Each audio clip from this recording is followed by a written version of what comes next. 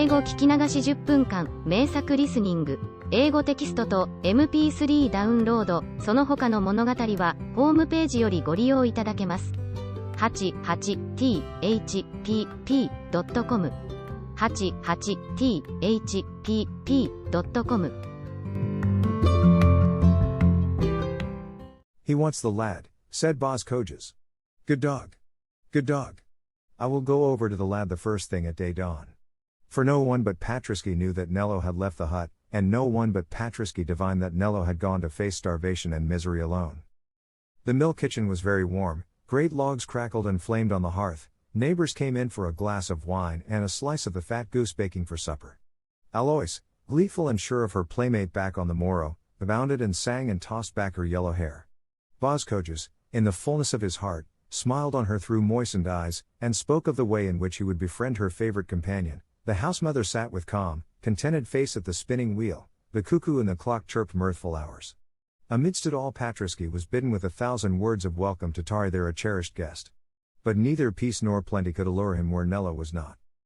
When the supper smoked on the board, and the voices were loudest and gladdest, and the Christ child brought choicest gifts to Alois, Patrisky, watching always an occasion, glided out when the door was unlatched by a careless newcomer, and as swiftly as his weak and tired limbs would bear him sped over the snow and the bitter, black night. He had only one thought, to follow Nello. A human friend might have paused for the pleasant meal, the cheery warmth, the cozy slumber, but that was not the friendship of Patrisky. He remembered a bygone time, when an old man and a little child had found him sick unto death in the wayside ditch. Snow had fallen freshly all the evening long, it was now nearly 10, the trail of the boy's footsteps was almost obliterated. It took Patrisky long to discover any scent. When at last he found it, it was lost again quickly, and lost and recovered, and again lost and again recovered, 100 times or more. The night was very wild. The lamps under the wayside crosses were blown out, the roads were sheets of ice, the impenetrable darkness hid every trace of habitations, there was no living thing abroad. All the cattle were housed, and in all the huts and homesteads men and women rejoiced and feasted. There was only Patrisky out in the cruel cold, old and famished and full of pain, but with the strength and the patience of a great love to sustain him in his search. The trail of Nello's steps, faint and obscure as it was under the new snow, went straightly along the accustomed tracks into Antwerp. It was past midnight when Patrisky traced it over the boundaries of the town and into the narrow, tortuous, gloomy streets. It was all quite dark in the town, save where some light gleamed ruddily through the crevices of house shutters, or some group went homeward with lanterns chanting drinking songs. The streets were all white with ice, the high walls and roofs loomed black against them. There was scarce a sound save the riot of the winds down the passages as they tossed the creaking signs and shook the tall lamp irons. So many passers-by had trodden through and through the snow, so many diverse paths had crossed and recrossed each other, that the dog had a hard task to retain any hold on the track he followed. But he kept on his way, though the cold pierced him to the bone, and the jagged ice cut his feet, and the hunger in his body gnawed like a rat's teeth. He kept on his way, a poor gaunt, shivering thing, and by long patience traced the steps he loved into the very heart of the burg and up to the steps of the great cathedral. He has gone to the things that he loved, thought Patrisky, he could not understand, but he was full of sorrow and of pity for the art passion that to him was so incomprehensible and yet so sacred. The portals of the cathedral were unclosed after the midnight mass. Some heedlessness in the custodians, too eager to go home and feast or sleep, or too drowsy to know whether they turned the keys aright, had left one of the doors unlocked. By that accident the footfalls Patrisky sought had passed through into the building, leaving the white marks of snow upon the dark stone floor. By that slender white thread, frozen as it fell, he was guided through the intense silence, through the immensity of the vaulted space, guided straight to the gates of the chancel, and, stretched there upon the stones, he found Nello.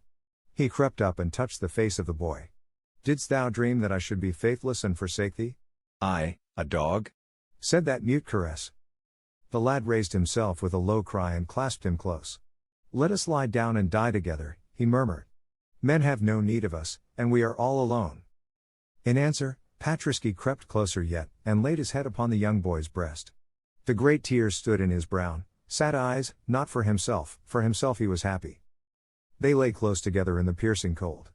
The blasts that blew over the Flemish dikes from the northern seas were like waves of ice, which froze every living thing they touched. The interior of the immense vault of stone in which they were was even more bitterly chilled than the snow-covered plains without. Now and then a bat moved in the shadows, now and then a gleam of light came on the ranks of carven figures. Under the Reubens they lay together quite still, and soothed almost into a dreaming slumber by the numbing narcotic of the cold. Together they dreamed of the old glad days when they had chased each other through the flowering grasses of the summer meadows, or sat hidden in the tall bulrushes by the water's side, watching the boats go seaward in the sun. Suddenly through the darkness a great white radiance streamed through the vastness of the isles. The moon, that was at her height, had broken through the clouds, the snow had ceased to fall, the light reflected from the snow without was clear as the light of dawn. It fell through the arches full upon the two pictures above, from which the boy on his entrance had flung back the veil. The elevation and the descent of the cross were for one instant visible. Nello rose to his feet and stretched his arms to them. The tears of a passionate ecstasy glistened on the paleness of his face. "I have seen them at last," he cried aloud. "Oh God, it is enough." His limbs failed under him, and he sank upon his knees, still gazing upward at the majesty that he adored. For a few brief moments the light illumined the divine visions that had been denied to him so long, light clear and sweet and strong as though it streamed from the throne of heaven. Then suddenly it passed away. Once more a great darkness covered the face of Christ. The arms of the boy drew close again the body of the dog. "We shall see his face, there," he murmured, "and he will not part us, I think." On the morrow, by the chancel of the cathedral, the people of Antwerp found them both. They were both dead. The cold of the night had frozen into stillness alike the young life and the old. When the Christmas morning broke and the priests came to the temple, they saw them lying thus on the stones together. Above the veils were drawn back from the great visions of Rubens, and the fresh rays of the sunrise touched the thorn-crowned head of the Christ. As the day grew on there came an old, hard-featured man who wept as women weep. "I was cruel to the lad," he muttered, "and now I would have made amends, yea, to the half of my substance, and he should have been to me as a son." There came also, as the day grew apace, a painter who had fame in the world, and who was liberal of hand and of spirit. "I seek one who should have had the prize yesterday had worth one," he said to the people, a boy of rare promise and genius. An old woodcutter on a fallen tree at eventide, that was all his theme. But there was greatness for the future in it. "I would fain find him, and take him with me and teach him art." And a little child with curling fair hair, sobbing bitterly as she clung to her father's arm, cried aloud, "Oh, Nello, come. We have all ready for thee. The Christ child's hands are full of gifts, and the old piper will play for us, and the mother says thou shalt stay by the hearth and burn nuts with us all the Noel week long, yes, even to the Feast of the Kings. And Patriski will be so happy. Oh, Nello, wake and come." But the young pale face, turned upward to the light of the great Rubens with a smile upon its mouth, answered them all, "It is too late."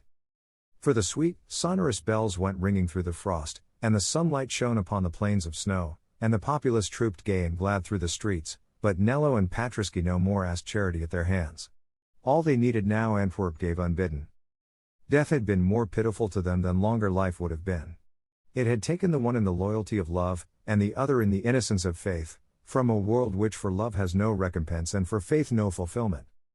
All their lives they had been together, and in their deaths they were not divided, for when they were found the arms of the boy were folded too closely around the dog to be severed without violence, and the people of their little village, contrite and ashamed, implored a special grace for them, and, making them one grave, laid them to rest there side by side, forever. 英語聞き流し10分間、名作リスニング。英語テキストと MP3 ダウンロード、その他の物語は、ホームページよりご利用いただけます。88thpp.com 88thpp.com